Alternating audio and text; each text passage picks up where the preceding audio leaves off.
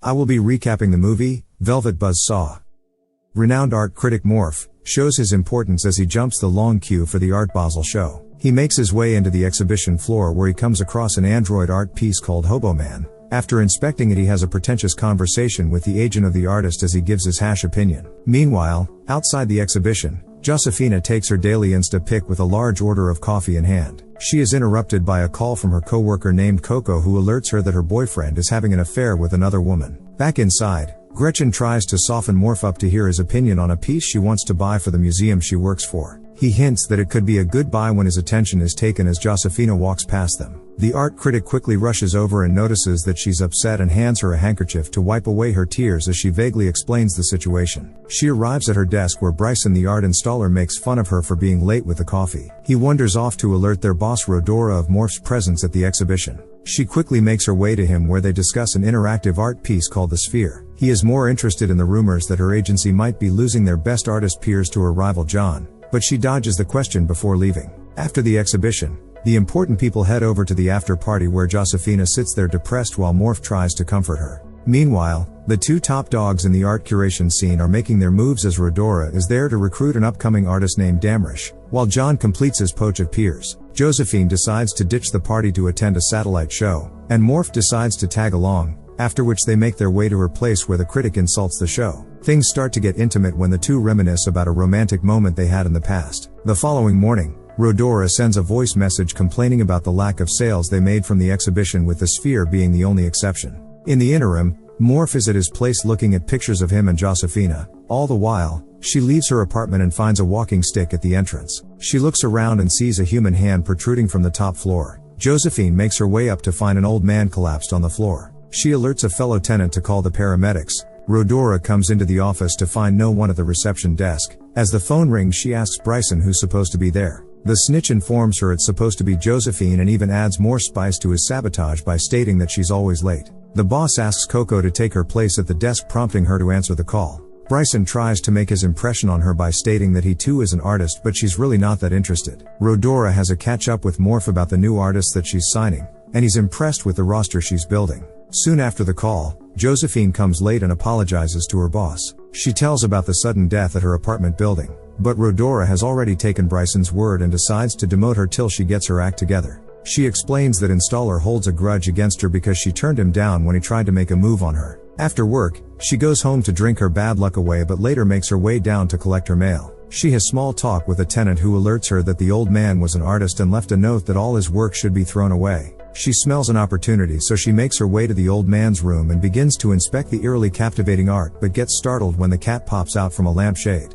The following day, Josefina meets up with Morph, who professes his love for her. She also returns the feelings, which kind of makes them a couple, but she is more interested in him having a look at the artwork. The critic is absolutely awe-inspired by the works. He alerts her that there will be a big market for it, which is music to her ears. She reveals herself to be the one who represents the artist. Later at the office, Coco is harshly scolded for allowing a hostile competitor into the workplace. Josephine remembers that she wanted a cat, so she gives her the old man's one. When she returns to her desk, she meets Bryson looking at the artwork, and he too is moved by it, but she sacks him away. Later that evening, Josephine looks through the artwork, which she has now moved to her room. She's interrupted by an unexpected knock on the door and nervously opens it to find Rodora standing there, who proceeds to let herself in. Bryson snitched again, so the boss has come to look at her little find. She identifies the artist as Vitral Dice from what is written on the painting. Josephine explains how she came to possess them. Her boss strong-arms her into partnering together because of a non-compete clause in her contract. They later get lawyers to help get her story straight that she found them in a dumpster. They move some of the collection to the office where Morph offers his services for exclusive rights to write a book on the artist and his works. He also takes some pieces for himself.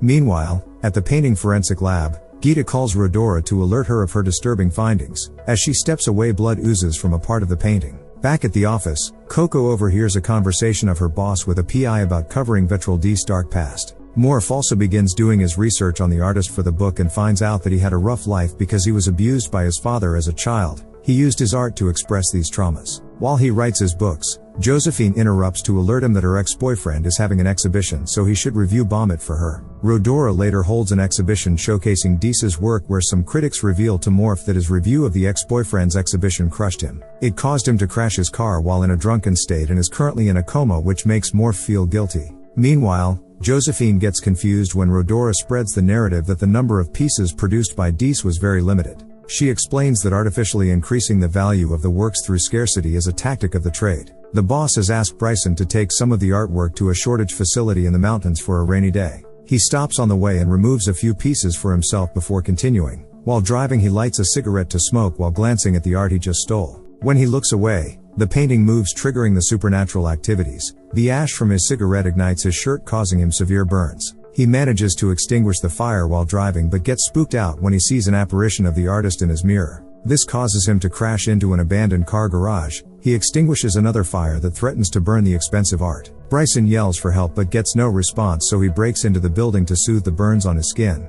As he does so, the painting of monkeys hung on the wall come to life and drags him inside as he tries to fight back. The following day, Josephine and Rodora have tracked Bryson's van to the police impound yard. The officer explains events based on the evidence at the scene. According to their reports, he might have hit his head after the accident and wandered into the woods. There is also a homeless camp nearby, so anything of value in the car was probably cleared out by them. But Rodora tries to cover their tracks by reporting that nothing of value was in the car. Josephine berates her ex-boss for this blunder before speeding off. Rodora calls Bryson thinking that he has run off with the paintings. Meanwhile, John pays Piers a visit for them to discuss his next project. He mistakes a pile of trash for artwork and starts to prize it till he's alerted that it's not art. Very awkward indeed. Later on, Morph alerts Josephine that while cataloging Deese's work for the book, he noticed that there are large gaps from periods of his work. She knows this could be caused by the missing painting but says nothing. Back at John's office, Coco comes in for a job interview after being sacked for her earlier mistake. He notices that she worked for Rodora. Coco plays to that by giving him information about a scandalous file about Deese. This gets her the job. Elsewhere,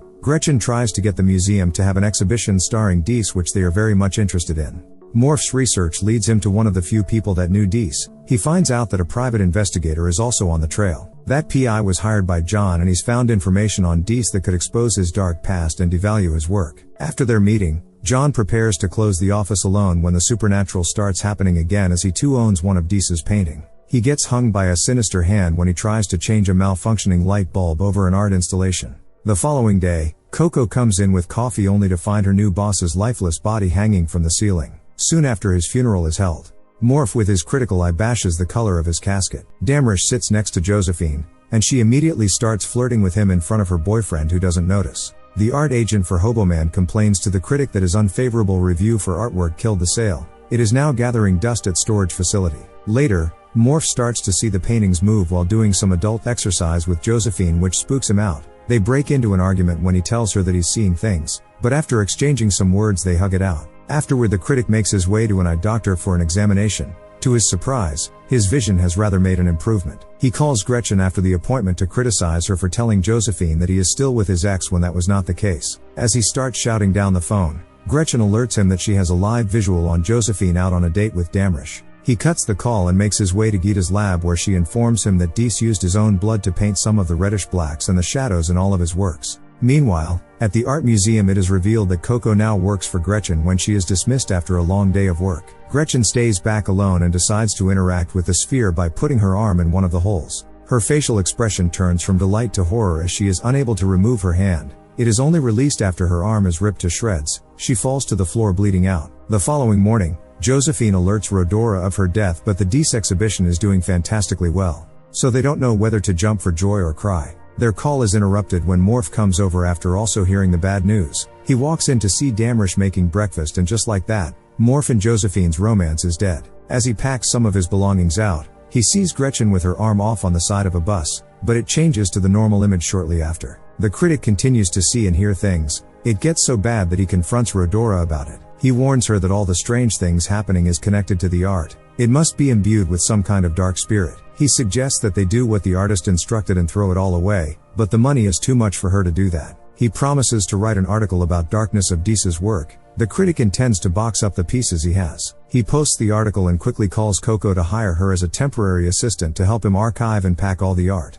He then receives a call from Josephine, who scolds him for the article before going to a risky-looking bar with Damrish. While there, the artist reveals that he's gone back to his old agent. An annoyed Josephine leaves the bar, but her car is blocked, so she calls a tow company to move it. As she waits, an art museum suddenly pops up behind her, so she enters and calls Rodora to inform her about Damrish's departure. While they discuss, the paint from the art behind her starts to flow towards her. Meanwhile, Morph goes to his art storage unit where he's confronted and killed by Hobo Man. Rhodora also has a close encounter with death when one of her garden art pieces almost crushes her. While she was outside, Josephine gets attacked by the paint as it completely covers her while she screams. The following day, Coco makes it 3 for 3 as she finds Morph's dead body. Josephine's car rather gets towed. She can be seen in the graffiti in the wall with a facial expression of anguish. Rhodora seems to have survived as she receives a call informing of the famous critic's death. She has a moving company pack all the art in her house out. She sits in her backyard thinking she's made it alive, but suddenly, her tattoo of a buzzsaw on her neck starts to spin like a real one, also killing her.